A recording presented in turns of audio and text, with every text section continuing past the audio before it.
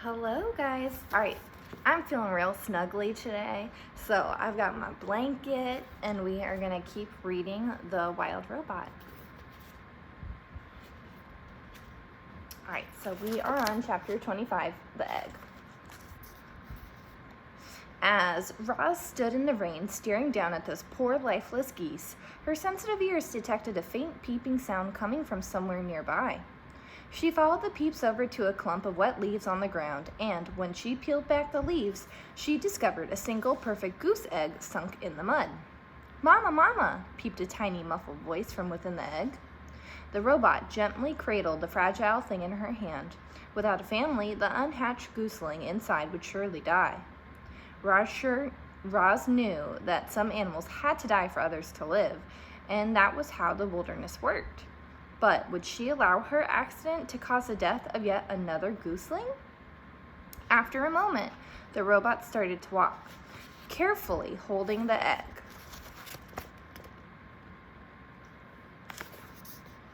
Carefully holding the egg, she moved through the forest away from that sad scene.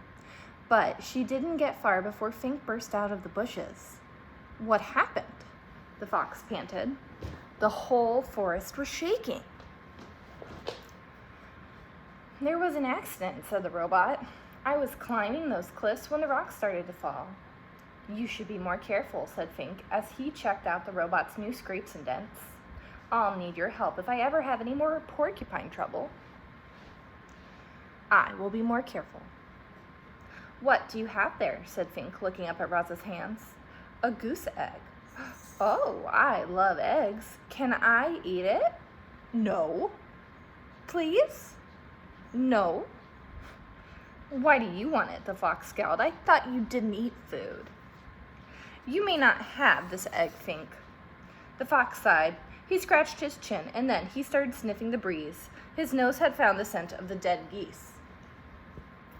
"You can keep your egg," he said, as he trotted towards the cliffs. "I smell something better." The robot walked on through the misty forest for a long time until she was standing beneath a sprawling oak tree. Roz placed the egg on the pad of moss. Then she snatched the grass and twigs from the ground and delicately wove them together to make a little nest. She placed the egg inside the nest, placed the nest on her flat shoulder, and climbed up into the branches. Chapter 26, The Performer. Up in the sprawling oak, the goose egg was peeping and wobbling around its nest.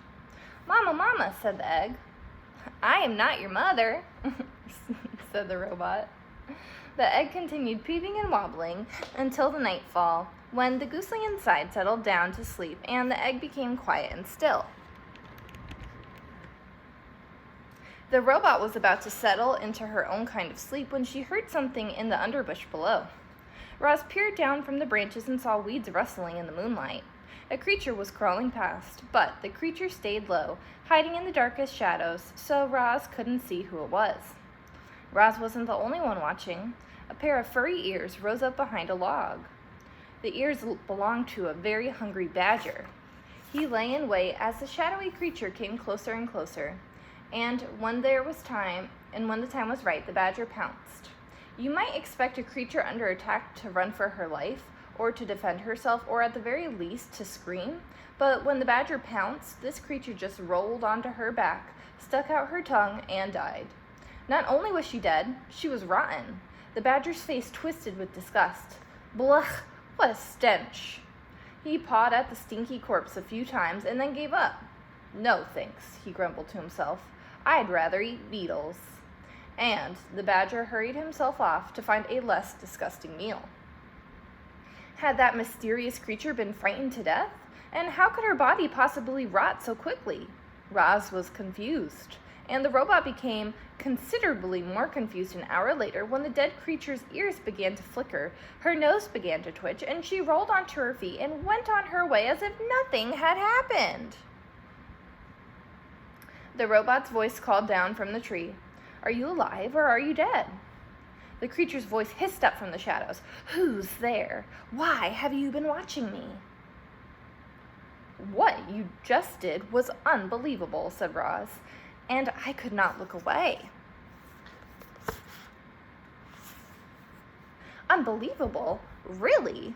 The creature's voice seemed to be softening. I thought perhaps I overdid it when I stuck out my tongue. Oh, I was certain you were dead. Oh, what a lovely thing to say. Were you dead? Well, of course not. Nobody can actually come back from the dead. It was just an act. I do not understand.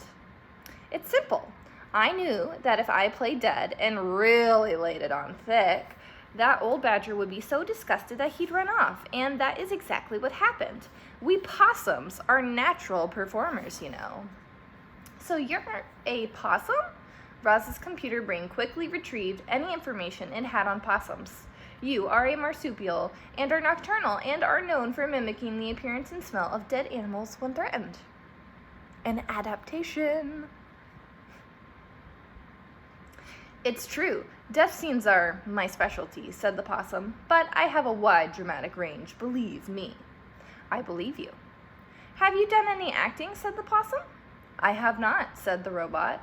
Well, you should. You might enjoy it. You can start by imagining the character you'd like to be. How do they move and speak? What are their hopes and fears? How do the others react to them? Only when you truly understand the character can you become the character. The two odd creatures sat there, one in a tree, the other in the weeds, and talked about acting. The possum went on and on about her various acting methods and her triumphant performances, and our robot absorbed every word. But why do you pretend to be something you are not, said the robot. Because it's fun, said the possum, and it helps me survive. As you just saw, you never know, it might help you survive too. Soon, the robot's computer brain was humming with activity. Performing could be a survival strategy. An adaptation. If the possum could pretend to be dead, the robot could pretend to be alive. She could act less robotic and more natural. And if she could pretend to be friendly, she might make some friends. And they might help her live longer and better. Yes, this was an excellent plan. Roz wasted no time and spoke her next words in the friendliest voice she could muster. Madam Marsupial, it would be a great honor and an absolute privilege if you would kindly inform me of your name. Roz's friendly demeanor needed some work, but it was a start. Yes, of course, said the possum. My name is Pinktail, and you are? Leaves gently shook as Roz climbed down from the tree. It is a very lovely pleasure to make your acquaintance, my dear Pinktail. A moment later, the robot stepped into the moonlight. My name is Roz. Oh my, the possum gasped. You're the monster. I'm not a monster. I am a robot, and I am harmless. Harmless? Well, really? Well, you do seem rather gentle, and I heard someone say that you don't eat any food at all, which makes no sense, but hopefully it means you won't eat me. I will not eat you, said the robot. I'm so glad to hear that, said the possum, and a moment later she too stepped into the moonlight. It's nice to meet you, Roz. A weak smile appeared on the Pinktail's pointy face. Roz thought things were going really well, but she didn't know what to say next. Neither did Pinktail, so the two friendly creatures just stood there together and listened to the crickets for a while.